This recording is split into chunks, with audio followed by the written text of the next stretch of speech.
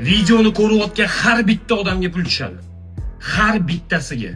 Kimga pul tushadi? Yaxshilab eshitinglar. Telefoningizdan olasizlar.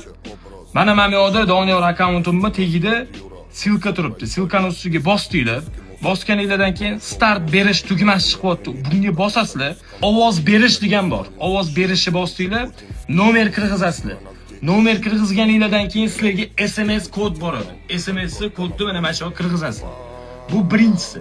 Undan ham ko'p pul topish uchun mana bu yerda referalka silka turibdi. Mana referalning silkani ustiga bossanglar, har bitta o'rtog'inglarni chaqirganingiz uchun 10 ming so'mdan yana sizlarga pul tushadi. Tushundinglar? O'rtog'inglarni ham chaqirasizlar. Bitta pasportdan bitta odam qatnashadi. Bitta pasportga 50 ta nomer bo'lsa qatnashmaydi. Boshqalar sizlarni 100 ming, 500 mingdan beraman aldayotgan bo'lsa, ularga qatnashgan bo'lsanglar, bizga qatnashganingizdan foydasi yo'q. Keyin ozgina sabr degan narsa bo'lsin.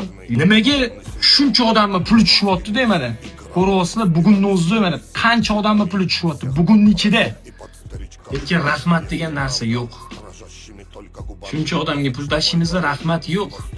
Agar 40 minut, yarim soat odam kutib qolsa, srazu уже mashinik bilan уже srazu yomonga chiqib qolasiz. Mana hozir o'zdi, mana yana tushdi. Mana hozir o'zdi yana ketyapti. Bundan boshqa nima qilib berish kerak? Charchamaydi.